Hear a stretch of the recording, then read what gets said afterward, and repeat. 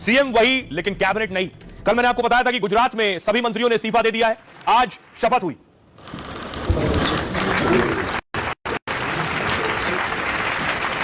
गुजरात में भूपेंद्र भाई पटेल साहब की नई कैबिनेट बन गई है। नए मंत्रियों ने शपथ ली।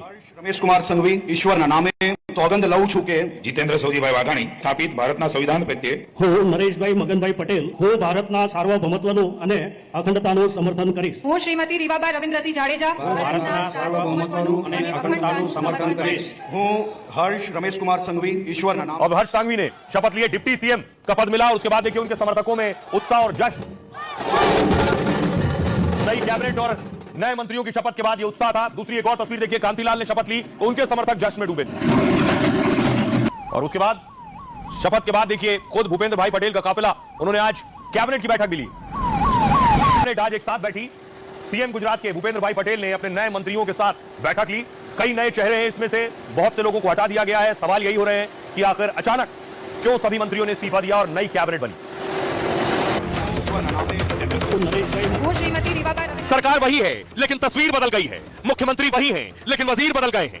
ज्यादा मंत्रियों के साथ भूपेंद्र पटेल की ताकत बढ़ गई है। साथ ही हर्ष सांघवी को डिप्टी सीएम की जिम्मेदारी मिली है।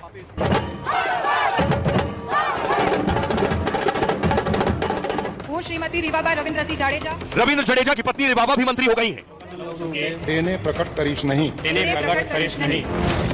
किसी को कुछ समझ नहीं आ रहा कि गुजरात में अचानक बदलाव का खेल एक बार फिर क्यों हुआ, लेकिन यह समझ में आता है कि 2027 में चुनाव है। शायद इसलिए जातिगत समीकरण का भी पूरा ध्यान रखा गया है। हर समाज को हिस्सेदारी की नजर से देखा गया है।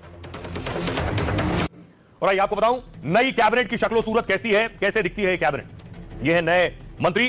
गुजरात में भूपेंद्र पटेल सरकार की नई कैबिनेट ने शपथ ली है। 25 विधायकों को मंत्री बनाया गया है, जिनमें 19 नए चेहरे, 19 नए लोगों को जगह दी गई। पटेल समाज से सीएम समेत 8 मंत्री हैं। 8 मंत्री ओबीसी कोटे से हैं। नई कैबिनेट में 3 मंत्री एससी कोटे से हैं और 4 एसटी समाज से हैं। रेवाबा जडेजा समेत 3 महिला विधायकों को भी मंत्री बनाया गया है। सौराष्ट्र कच्छ से 9 मंत्री बनाए गए। मध्य गुजरात से 6 मंत्री, उत्तर गुजरात से 5 मंत्री और अहमदाबाद से दर्शना वाघेला मंत्री बनी।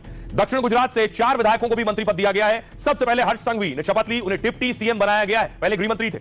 गुरुवार को सभी 16 मंत्रियों ने सीएम को अपना इस्तीफा सौंपा था। गुजरात कैबिनेट में सीएम भूपेंद्र भाई पटेल समेत 17 मंत्री थे, 16 ने इस्तीफा दे दिया था। इस फेरबदल को 2027 विधानसभा चुनाव से जोड़ा जा रहा है और बताया जा रहा है कि कई मंत्रियों का प्रदर्शन कमजोर था। नए चेहरे लाकर बीजेपी सरकार का कामकाज बेहतर करना चाहती है। साथ ही बीजेपी पटेल कम्युनिटी को ज्यादा जगह देना चाहती है। बीजेपी सरकार में क्षत्रिय और जातीय संतुलन, क्षेत्रीय और जातीय संतुलन भी बढ़ाना चाहती थी। अब देखिए जरा कौन से वो बड़े चेहरे हैं जिन्हें बड़ी जिम्मेदारी दी गई है और कौन से वो नए चेहरे हैं। सबसे पहले देखिए हर्ष सांघवी डिप्टी सीएम। सूरत के माजुरा से विधायक हैं हर्ष सांघवी। राज्य के गृह राज्य मंत्री रह चुके हैं। युवाओं के बीच बेहद लोकप्रिय चेहरा भी है। 27 साल की उम्र में पहली बार एमएलए बन गए थे।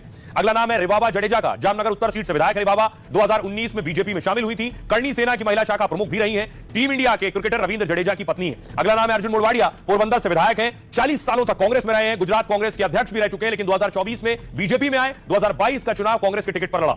कांतिलाल अमृतिया राज्य मंत्री मोरबी से विधायक हैं। पटेल समाज से आते हैं। पुल हादसा आपको याद होगा, उसके बाद पानी में कूदे थे। इलाके में काना भाई के नाम से भी मशहूर हैं।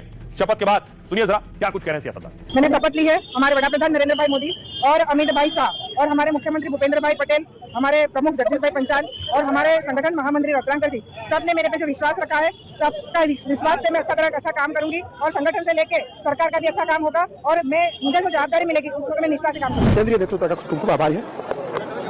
जनहित के सभी काम करेंगे। પાર્ટીએ જે જવાબદારી સોંપી છે મંત્રી તરીકે સમગ્ર ગુજરાતમાં નિષ્ઠાથી કામ કરશે અને સારી રીતે કામ કરશે। सारा राष्ट्रीय भारतीय जनता पार्टी का शीर्ष नेतृत्व का मैं आभारी हूँ। फिर से मुझे जिम्मेदारी मिली है और मेरा जो प्रदेश का जो शीर्ष नेतृत्व है उनका भी मैं आभार मानता हूँ। फिर से मुझे जिम्मेदारी मिली है। मेरा ये सौभाग्य है और ये भरोसा कायमिक रहेंगे। वो मेरा कमिटमेंट पहले से था और आज भी है। मूल्यनिष्ठता और सत्यता ये मेरा मंत्र है।